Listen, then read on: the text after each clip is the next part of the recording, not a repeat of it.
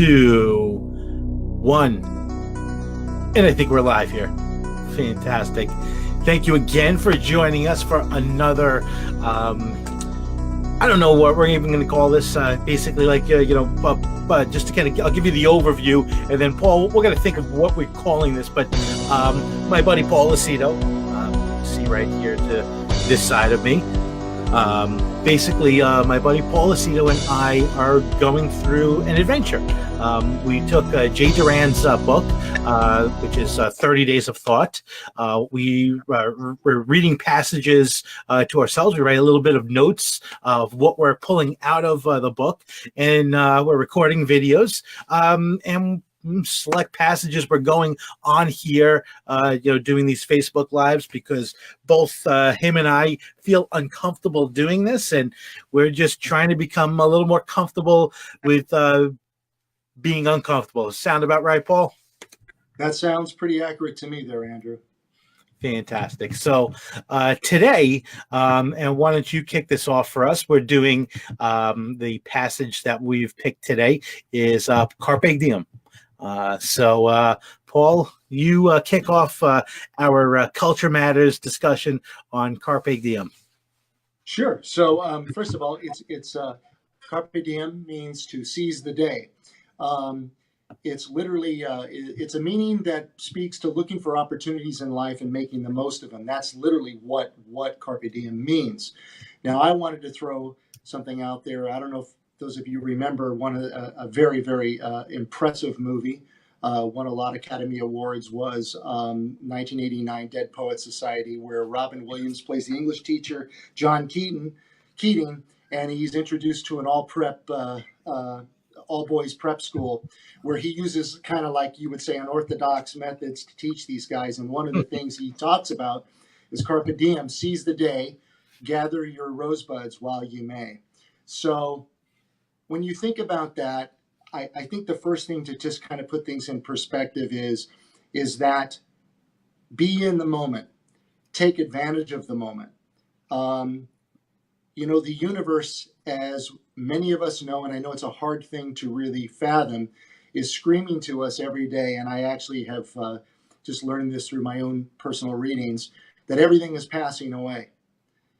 Stars, everything goes to, stardust, stars to stardust. Atoms finally disassemble, and, things move on. Where they move on to, that's something that's always being contemplated. So the idea is, while we have the moment, we need to seize the moment each and every day and make the most of it, Andrew. Kind of like what you and I are attempting to do right now, right? So I kind of read Jay's passage.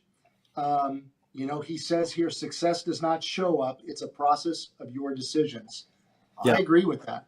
It goes back to our last discussion about free will, about the power of choice, making choices in life. So with that, what are your thoughts? Let's just kind of roll from there, and then we can kind of kick this around. So yes, it's like success isn't made today, but it's made through these little micro decisions that we make every day, and seizing today to make those decisions, just basically lead up to a better tomorrow.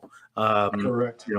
I didn't gain my winter 20 pounds, just yesterday because I ate a piece of cake. It took a lot of little micro decisions of me seizing the day on to decide to eat those cake along the way, whereas now I'm getting ready for my summer body, and I'm seizing the day actually every day to make slightly better decisions. And I think it's taking that moment that we know is a moment that's leaving us, and doing whatever we can to make sure that moment is something we would be almost proud if we look back at whatever that moment is in 15 days from today, 15 years from today, or on our deathbed, seizing that day, seizing that opportunity to do whatever you can to make the best out of the time we have, because time is our one commodity that is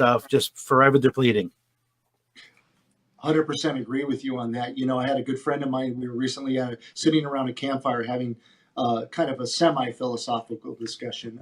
There was some alcohol involved, um, but uh, but he said, "Gosh, Paul, I think about life, and it's just a series of slices of photographs. It's like just a bunch of photographs when you look at it all put together."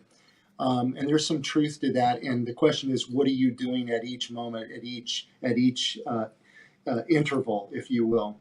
I always tell my family, my wife, I try to preach it to myself, my kids, and friends. Try to get a slice of happiness out of your day where you can, because they're far and few in between. Um, you know, there's a lot of grind, especially in our business in the mortgage industry. It's a grind. We all know it is. Um, Kind of what you and I are doing right now is taking a moment just to kind of take a break and talk Totally. about something that's a little more high level and a little more omnipresent, universal, as one would say. But I want to speak to a point that Jay brought up, because one thing he says here, and I do like what he says, is that you have to break to win our lives back from the unconscious slavery. We must unconscious slavery. Interesting, he uses that word again because he talked about that in the free will analogy.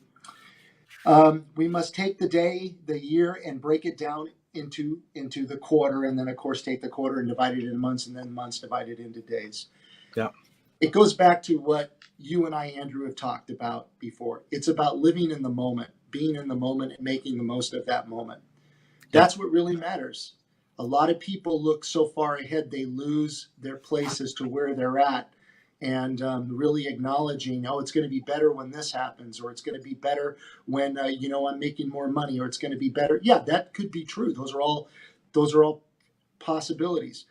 But you also need to embrace the time you have while you're here. I'm sitting here now talking to you. I'm looking out my window. It's an absolutely beautiful day here in California. How are things in New York right now?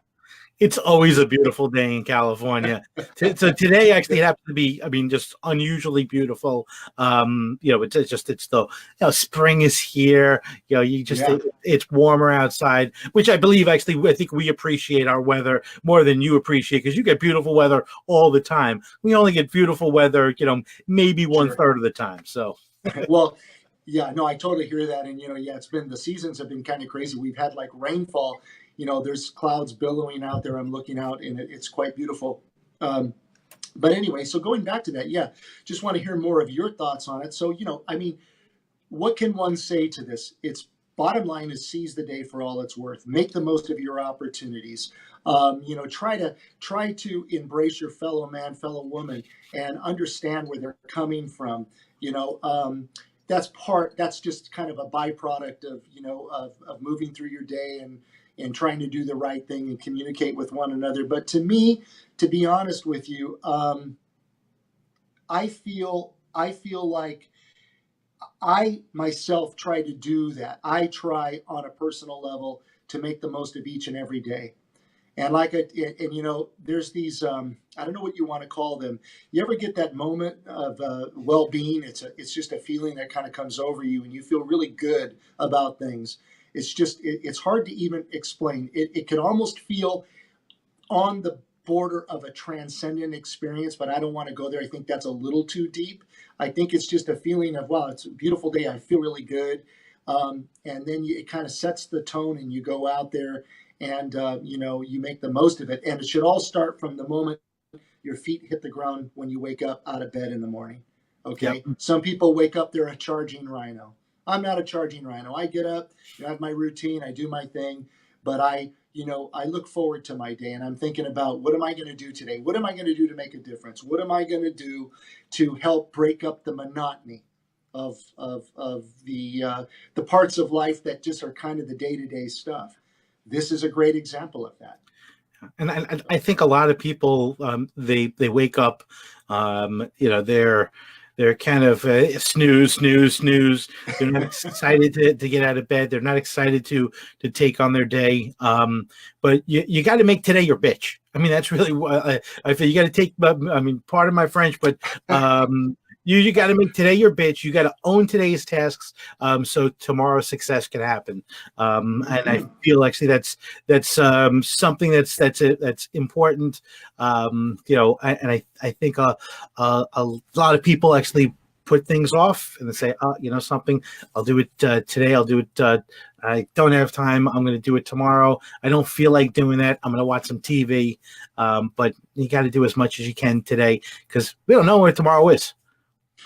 Listen, you're absolutely right. And again, I go back in the mortgage business because this is what you and I have lived and breathed. I know for me, it's been like 22 years and change. This is a fast-paced business. You don't want to get left on the curb, without a bus coming by and to pick you up. And I got to tell you, it requires a lot of self motivation. I know that if you go on the internet, it's littered with all kinds of platitudes and things about how to be successful. You can do it too. Dream big. Nothing's out of your reach. I get all that, and a lot of the positive books you read out there all speak that way. But what it really takes is doing it. You've got to start moving in a direction. And again, the phraseology, gather your rosebuds while you may, seize the day, gather your rosebuds while you may, because we know that rosebuds are going to eventually bloom and then eventually they're going to die.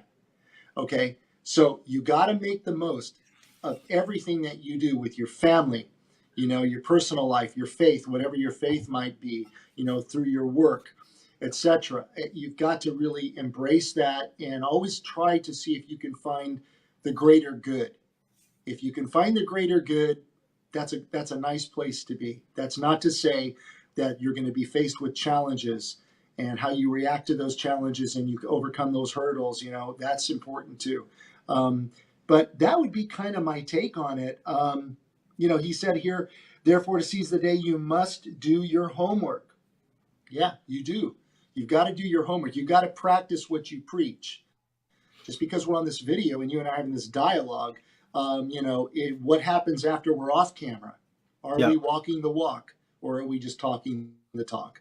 Those are the kind of things that we need to think about. I keep seeing comments here. John Blake commented on Andrew video. So are we coming through clear? Are we having any connection problems? Doesn't seem to be today. It seems to be pretty clean.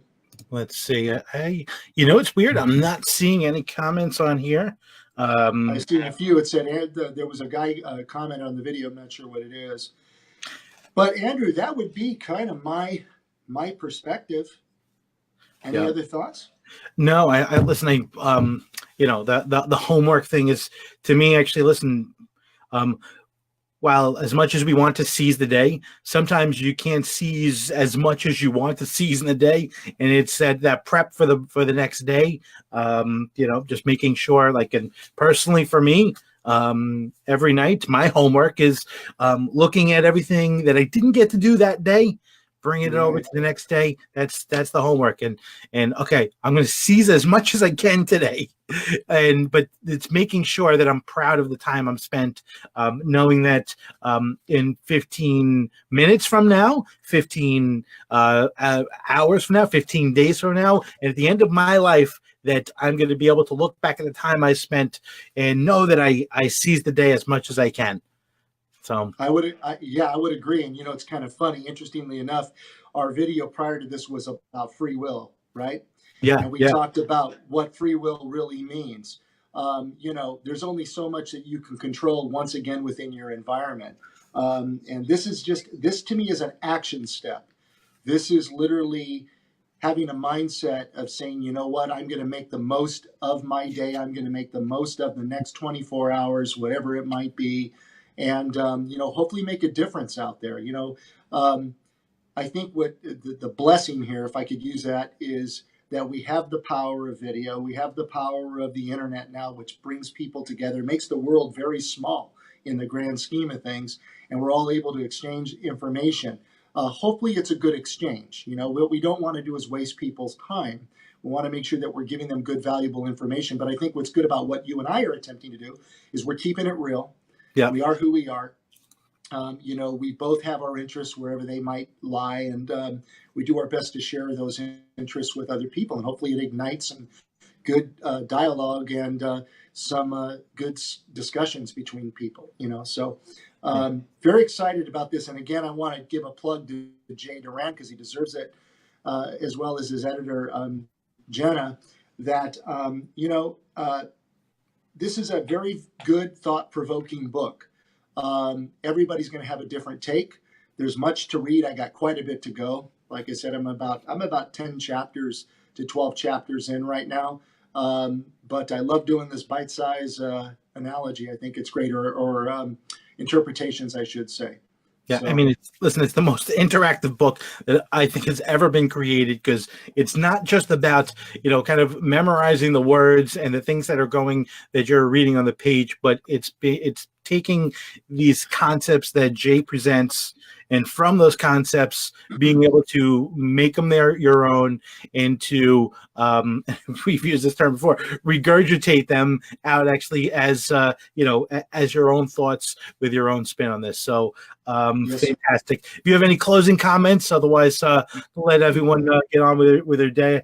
Just again, I appreciate you including me in this, and again, thank Jay for the book, and I look forward to our next interview. And again, I just want to remind people, for those of you that might be interested, I've been doing some independent book reviews under what I call Take 5, and all they are is just me just blabbering for a short couple of minutes about what I've read. So blabbering is not accurate. Blabbering is definitely not accurate for your reviews. Great reviews, little humility quick in and out, with some good jazz music behind them. Yeah, it's got some good jazz music. Take 5, Paul Desmond, Dave Brubeck, and it's good stuff. So with that, Andrew, listen, brother, I look forward to our next one. Let me know, and you pick the next topic. I know which one I'm doing already.